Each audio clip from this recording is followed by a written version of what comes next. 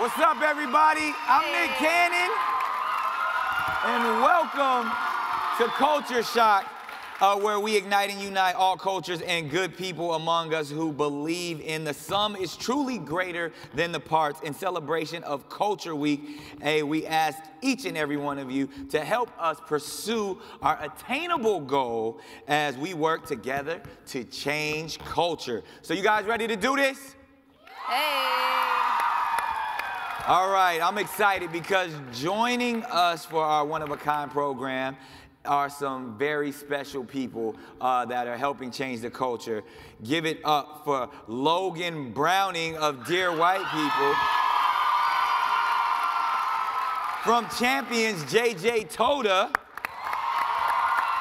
And our renowned LGBTQ activist, Sarah McBride. Oh yeah, it's going down.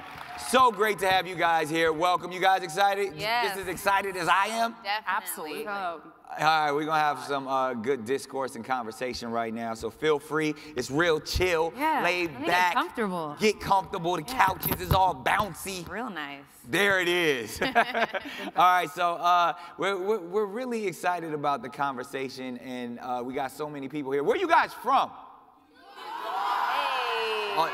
I used to go there too. Yeah. All of that good stuff. So everybody's dialed in, everybody's connected. And you know, so we can dial in even more, we gotta lock into what Stomp Out Bullying is all about. So let's get to the manifesto real quick. And it speaks to the heart of this amazing organization. So I'll clear my throat and allow me to begin. We have always been an organization for kindness. The types of problems we tackle may have changed over the past decade, but our passion has never wavered. Ours is a higher purpose. We work so that youth may stand tall and be respected. With our help, youth are kinder, schools are more inclusive, communities have more equality, society has more unity, so that a culture of cruelty can become a culture of civility.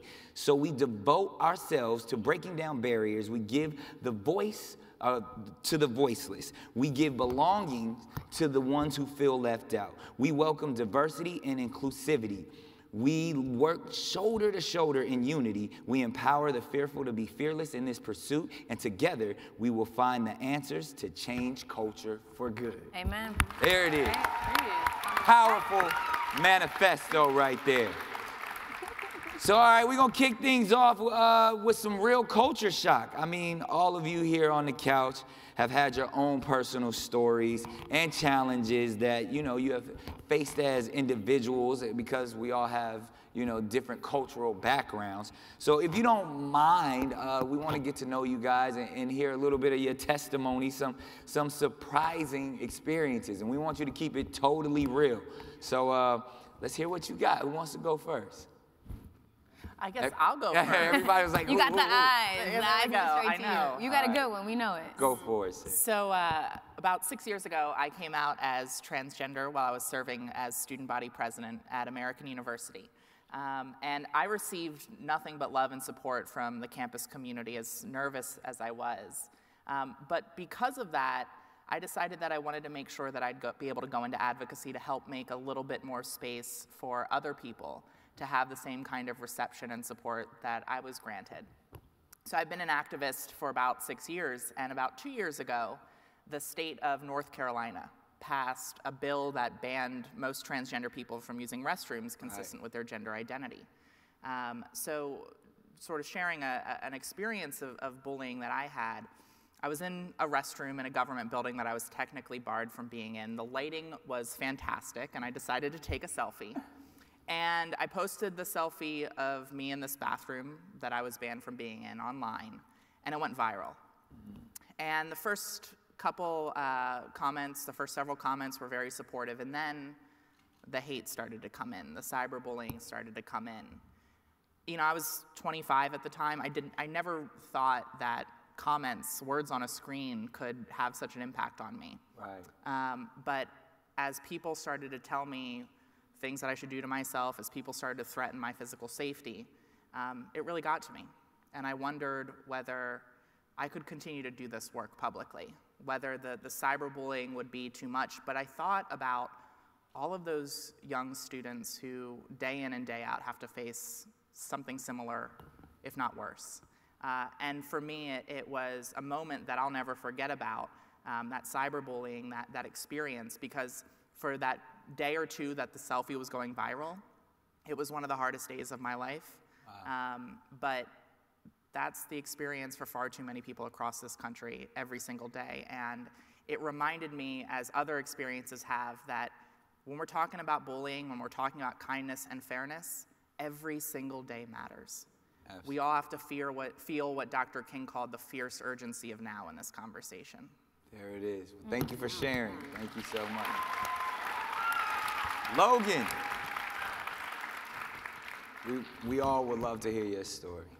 So it's so interesting because I'm thinking, like, do I share a story with you guys that happened to me when I was your age or older? And this is what's standing out in my mind right now. So when I was in high school, I had a job. I worked at Boston's, this restaurant. I was like the hostess.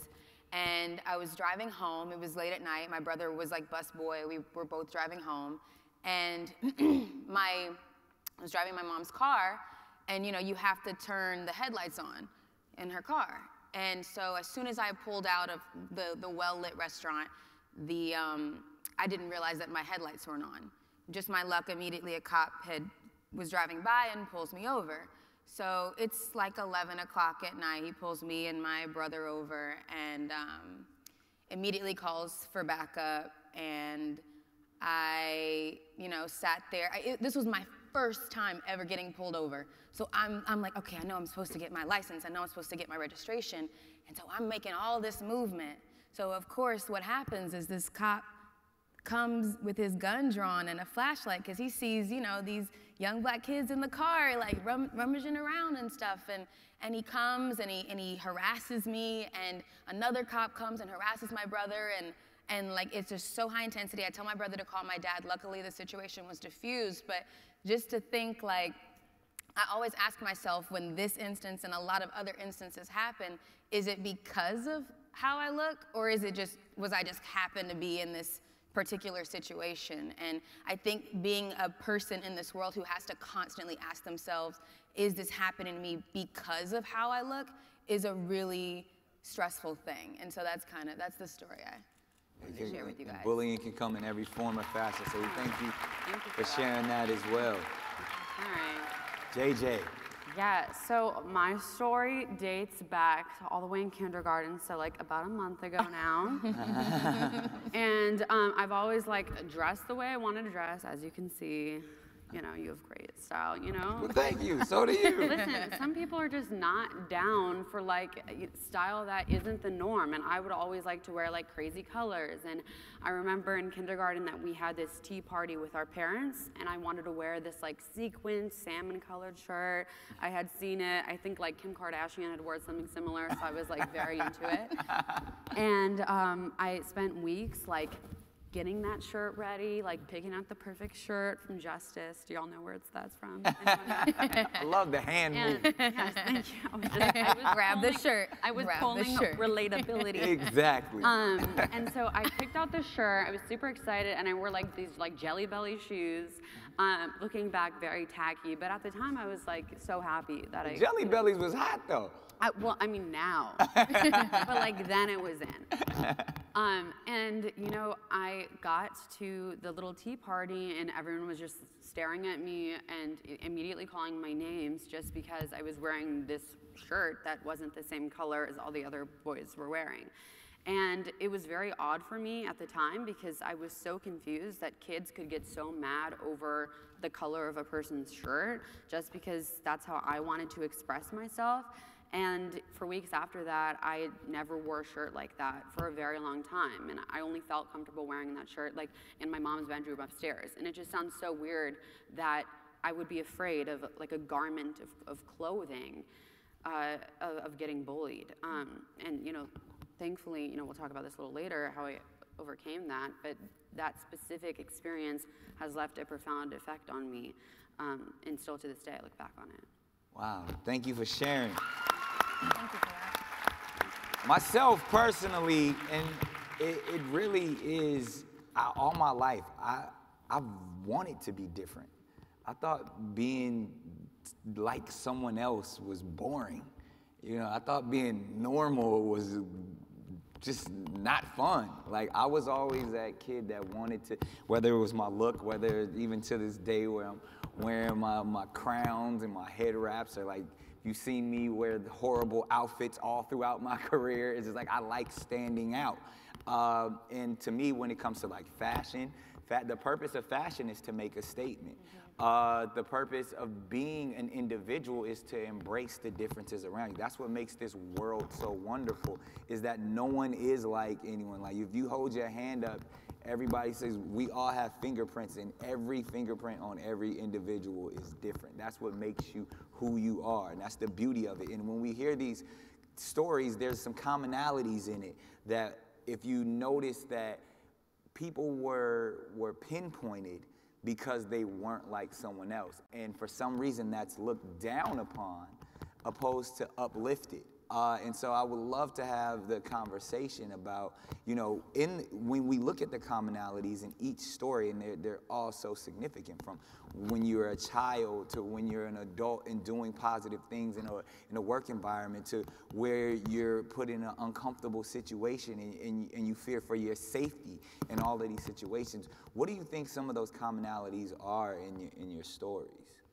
And why are they that? Well, I love what you just said about how the world would be so boring if we were all the same. Right. And so often when we talk about kindness and compassion, we try to rely on the ways we're all similar. But we should be able to see past our similarities and see our differences, and not just accept them, but celebrate our differences. 100%. And one of the things that you said and y'all said that I think struck me, and something that I learned after my experience, as I went through this sort of this period in my life where I wondered whether the public comments would hurt me too much. I did a lot of soul searching and reflecting. And I began to realize that one of the similarities in bullying is that all of us deal with an insecurity. All of us deal with something that society has told us we should be ashamed of, whether it's your sexual orientation or your gender identity, whether it's what you wear, what you look like, where you come from, what you do. All of us deal with something that society has told us is embarrassing. And the thing about so many of us who face bullying, the thing about LGBTQ people, is that we've accepted that fact about ourselves and walked forward from a place of pride. Right. And the bullies, they see that power. They see that individual agency. They see that ability to conquer our insecurities and walk forward in our truth, and they're jealous of that power. Yeah. And so for me, understanding that I am powerful just by being, just by navigating this world, it made all the comments hurt a little bit less. Right. But I think that underlies so much of the bullying that exists in this world. Right. Powerful point. And then when we use the term bullying, we often think that it's something where it's about school or Right. being a kid. But like you said, It transcends. you're an adult and you're still cyber bullied, or you're put in positions to where authoritative figures can rain down with their power. And you tapped into something like that was really powerful when you talk about some of the commonalities, is that it comes from a place of insecurity. Right. We're all insecure individuals. We all may, put our egos on and pretend like we have this machismo and this bravado of like, oh yeah, I can't be hurt, and I'll look at that person's different. But I think it goes to that idea, and it's such a simple concept of hurt people hurt people. Yes. And sometimes we don't deal with our own personal hurt, so we reflect it on others. So maybe I'm not comfortable with who I am, so the only way that I can be comfortable is if I make fun of someone else's situation. So I think if we just have these type of conversations, and we go, and that's why I love this generation, because I feel like this generation loves being different. They love doing their own thing and standing out in exactly what you said, just being themselves. And when you wake up and you look in that mirror each and every morning, just like, I'm comfortable looking like me. I'm comfortable being who I am. If the more we can encourage that, I think that really taps into it. I mean, when we sit here, like, everybody got a different vibe, and everybody's comfortable with who they are. Where do you think that comes from in dealing with, and where do you get that comfort from?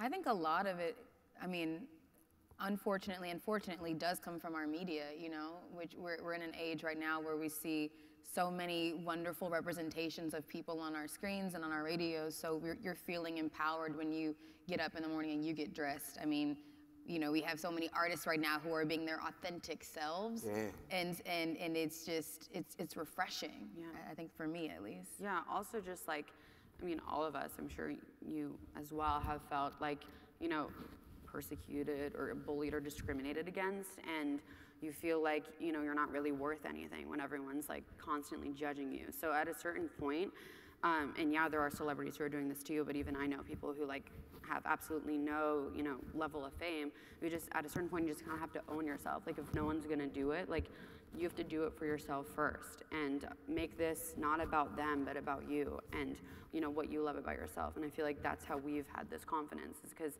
no one else, you know, none of us are, you know, the norm. I mean, no one is. And no one. Normal is boring. Yeah, normal is boring, honestly. We don't, yeah. And, you know, so I feel like we just had to do that for ourselves, so. Nah, that's really powerful. And I think it's probably time to even change culture in that way, that if we speak to the specifics of what people can do, because we always have these big, broad conversations about, you know, well, what can we do, or what can we do to grow and become closer? Like, but I think if we can maybe help pinpoint some individual things that, you know, we can inspire, or even make some suggestions. I personally, I mean, like I said, I know I'm a freak, I'm a weirdo. I believe in aliens. So, and because I believe in aliens, I honestly think, and I don't know if it's gonna happen on our lifetime. Like I said, I'm a big sci-fi geek, but I feel like that day when they let us know that there are aliens out there, then as the human race, we were all banter together. Like, oh, okay, there's other people out there. Because and as bizarre as that concept is, and as silly as that is, I think that we have, and I think you said it best, Sarah, like, there's so many more similarities that we have as humans than the differences. And we sit back and we worry about the color of someone's skin, or someone's gender, or someone's height, or what location geographically someone was born in. And when you step back and look how ridiculous that is, that we have so many more things in common than we do have different. Like even if you take it to the animal kingdom. Like, I was talking about this to somebody else the other day. It's like, you don't see dogs beefing and bullying each other. Like, Cocker Spaniels get along with pit bulls. Like, it's those, but and there's so many different types of dogs, but they're all still dogs. And I think as humans, we don't think like that. We think because you were born in this location, or because you study this, or your family is culturally connected to this belief system, or all of these things, there's a hierarchy that really doesn't exist until the aliens come. And that's when it will all happen. We've created it. We, as humans, scientifically, we have an us versus them personality. And we're identity obsessed, and there are some animals who do that as well, who they get in groups, right? It's tribalism. And some of it is learned behavior in terms of how we divide ourselves. And I think part of what the solution is unlearning or relearning, you know, like positive ways of grouping ourselves, and not by ways that are, and not by superiority and inferiority. Like, just like you said, right. You know, the aliens versus humans. And like outside of like visual, like not that we like look the same, but like we might like to do the same thing. Exactly. And I feel like similar and similarities is like safe, and like people look for commonalities, like you said, because it's safe. Like, for me to introduce myself to you and for us to, you know, look the same, it's just innately safe. We're anatomically designed to look for people who are like us.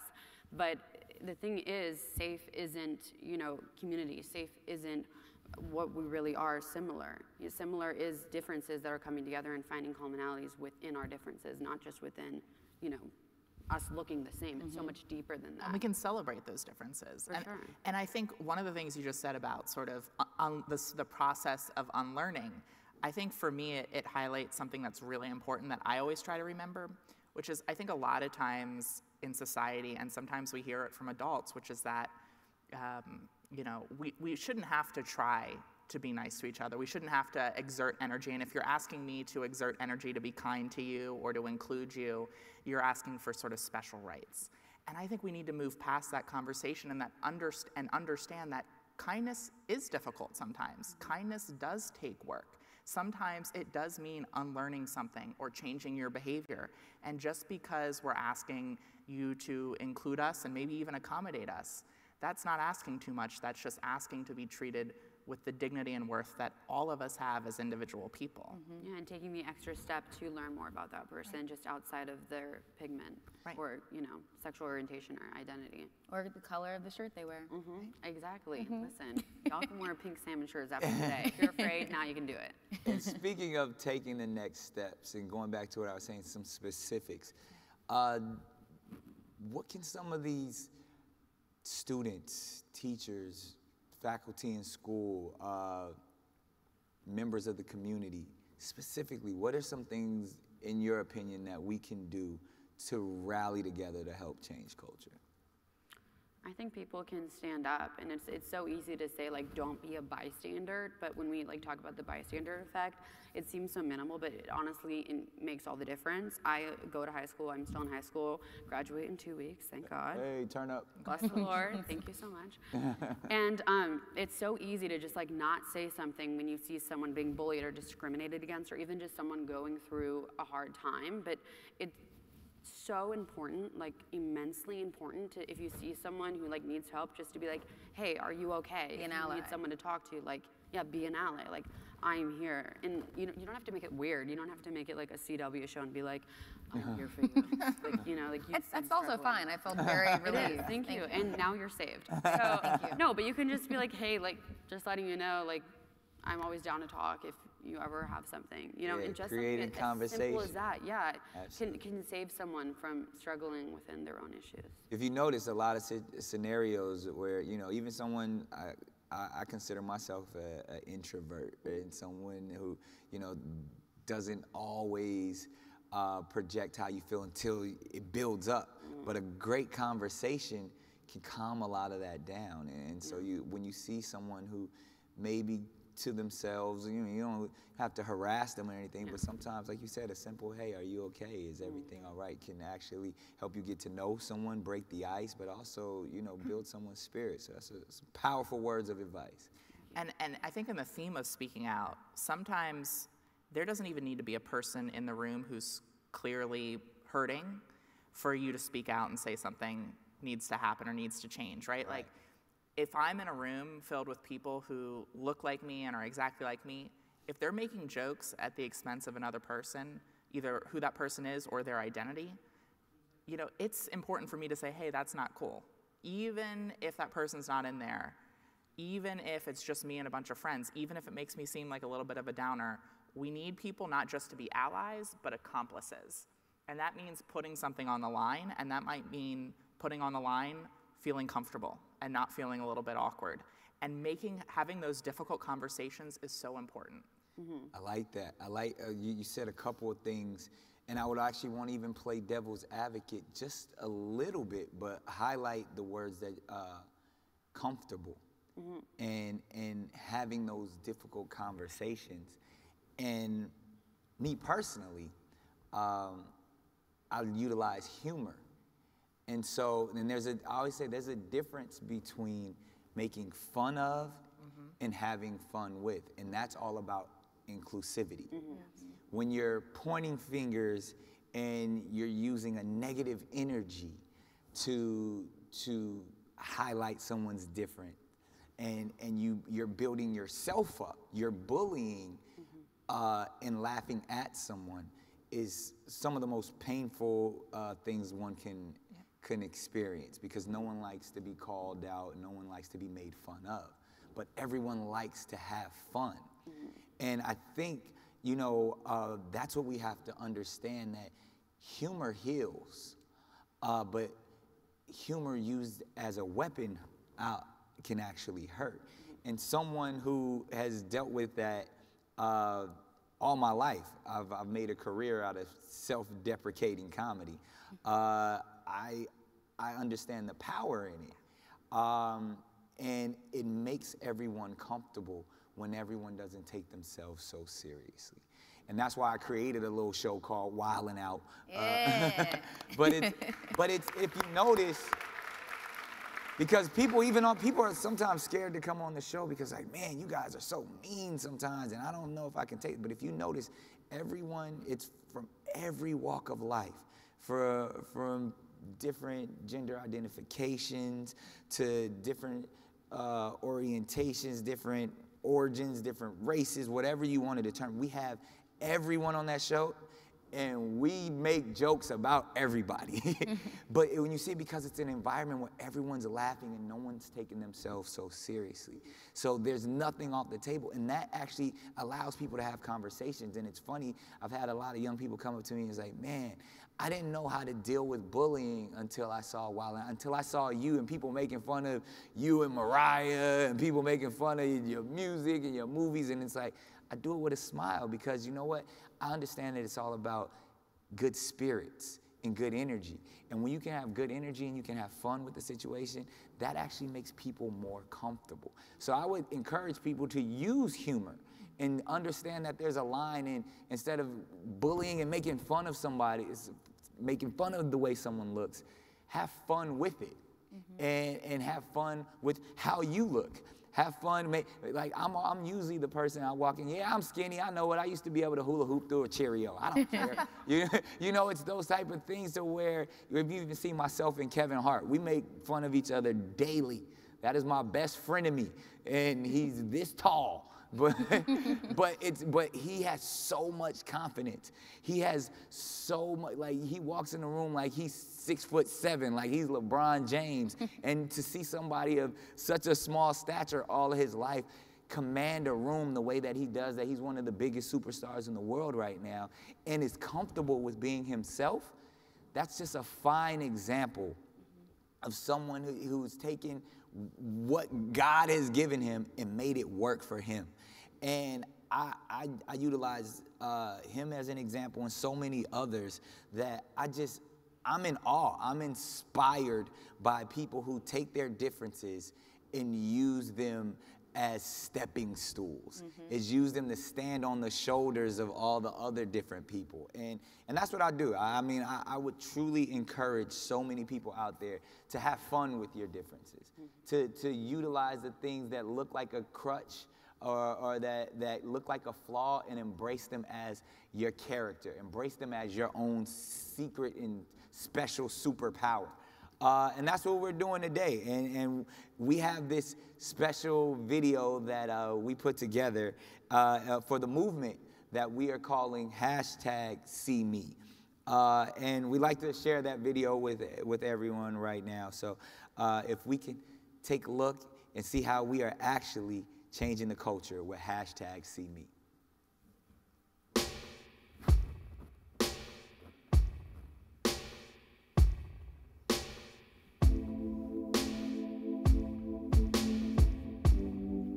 What should you see? What should you see? What should you see? What should you see? What should you see?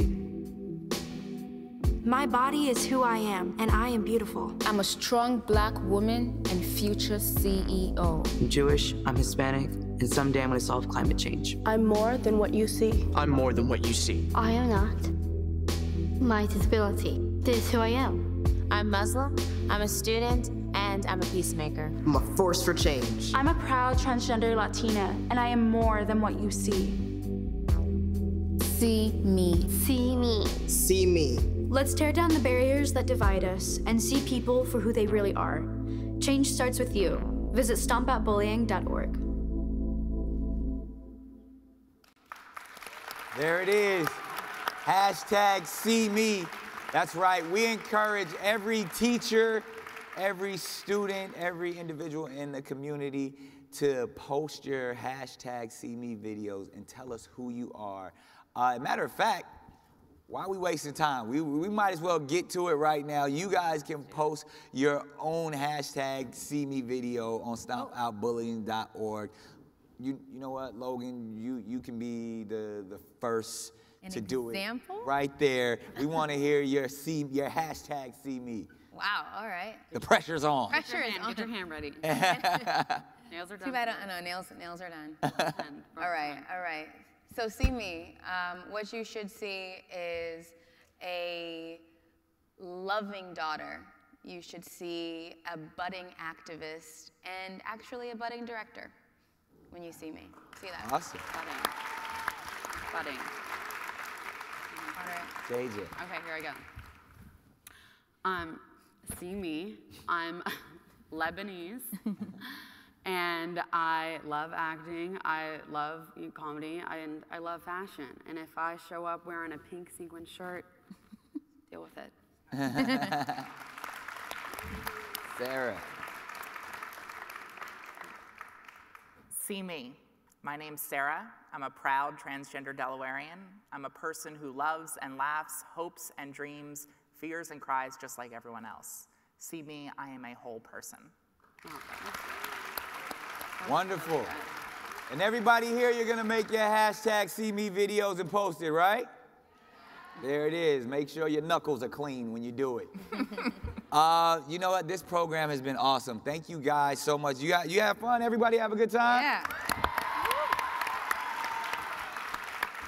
Feel like I've been inspired by everyone here, and it's been a great experience. The time went by so fast, but it's really about, you know, that culture shock. And when we say culture shock, it's really shocking this generation to be the best them they can possibly be, embracing everything that is the culture. And we're getting started with shocking that culture right now. We're gonna change the way our culture thinks, we're gonna change the way our culture acts, and we're gonna change it all for the best, because we're the future, right? Until the aliens get here, we have to do it all and get it together. So we had a lot of fun, and hopefully this was encouraging and inspiring to every one of you inside that screen right there. And before we go, we would like to thank and give a big round of applause to our guests on the couch, Logan Browning, JJ Toda, and Sarah McBride. Awesome. Thank you for all that you do for the community and for the culture. Keep it going. And of course, our giant gratitude goes out to our incredible sponsors, the New York Jets, MCU, and the Manhattan Center for making all of this happen. And finally, to all of you teachers and students watching, thank you. Thank you for being a part of this. Thank you for being a part of change. Thank you for being a part of culture. And we look forward to hearing from all of you and seeing your hashtag See Me submissions. Teachers, come on, don't let us down. We want to see yours too. Like, post as many as you can. And we'll see you next year for the Culture Shock. It's incredible, y'all. Nick Cannon. Love.